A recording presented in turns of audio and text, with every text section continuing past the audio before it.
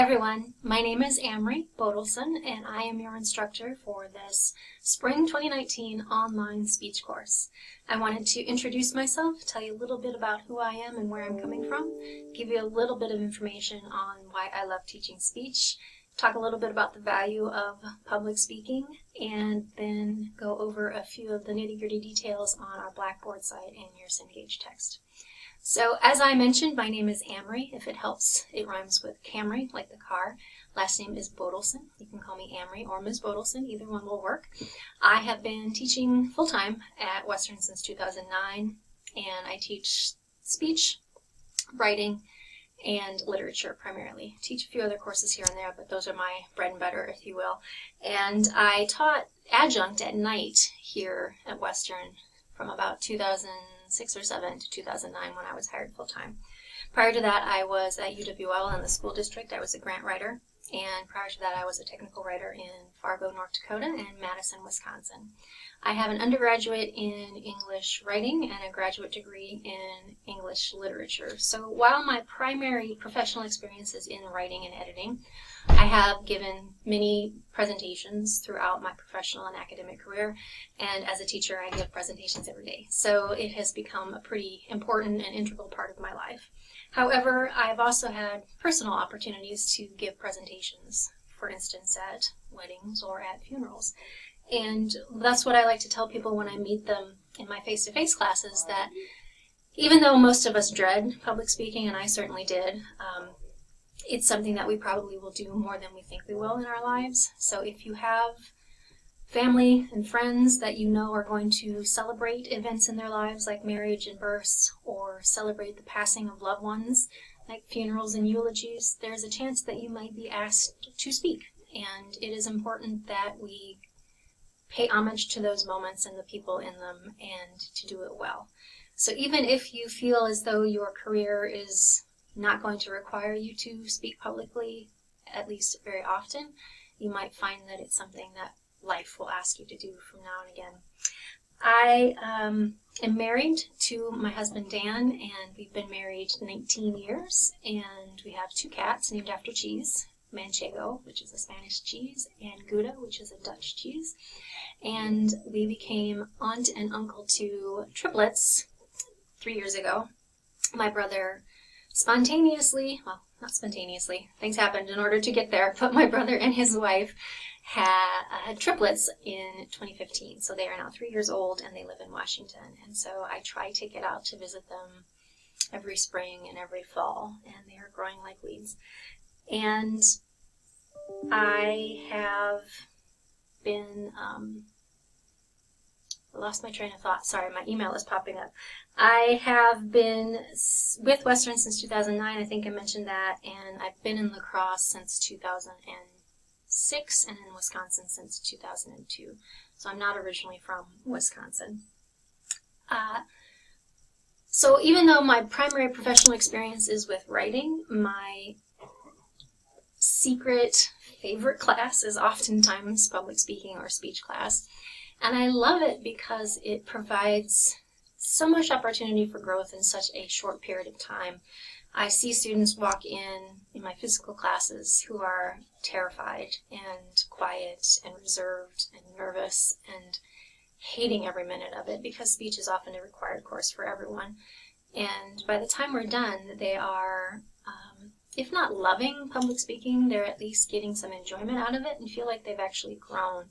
And unlike other courses maybe where you don't see it as much, with public speaking you really do see people making better eye contact, having better posture, choosing better words, having supporting points of detail that are more clear. So I think it's one of those classes that really is very rewarding in a short amount of time, and I hope that that is what you take from it as well. The class is online, and I have made most of the course content available to you with weekly folders in Blackboard under assignments. I've also given you a weekly schedule of what you can expect week by week. You will note that you will have assignments due on Wednesdays and Sundays for this class, and all of those assignments online will be due at midnight. So if you haven't already, take a look into the assignments folder, see what's coming and what's due Wednesday the 9th this week. You usually because of the amount of time we have and the amount of content to cover, you will have 1 to 2 chapters due per week, and each of those chapters will be worth about 10 points, in addition to the speeches and other small assignments that you do. And if you've taken a look ahead at the syllabus, you'll see that we have 4 primary speeches. The first one will be the most informal of them all, which is basically getting to know you and you talking about something that you're interested in. And 2 of the 4 speeches that you present will require a live audience. So that means you will ask friends, families, strangers, whoever you can acquire. If you have a break at work and you want to get some people together in a conference room, at least 4 adults, meaning 4 people who are over the age of 18, and you will use your web camera to pan to show that they are in the room and listening to you. And the other 2, the first and the last, do not require an audience. But for all of them, you will be focusing on delivering your speech to a webcam and/or a webcam and an audience. So because of that, there are a few more challenges with this than there are in a face-to-face class. You have to know where to look. So as you can probably see, I'm focusing on one little dot at the top of my screen, which feels a little weird sometimes, but you'll get used to it. And then when you do have to present to an audience and record it, you're going to have to figure out how to set up your camera so that it's getting you or seeing your eyes, but we're also seeing that you're looking at your audience. So those are some of the things you'll have to figure out in your setting wherever you choose to take your videos. The other thing I'd have you start to think about is where you carve out your space to record.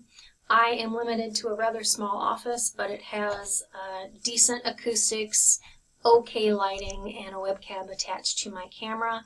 So when you start to think about those things, make sure that it's not too bright, it's not too dim, there's not a lot of outside noise, there's not a big ceiling fan going overhead that's distracting.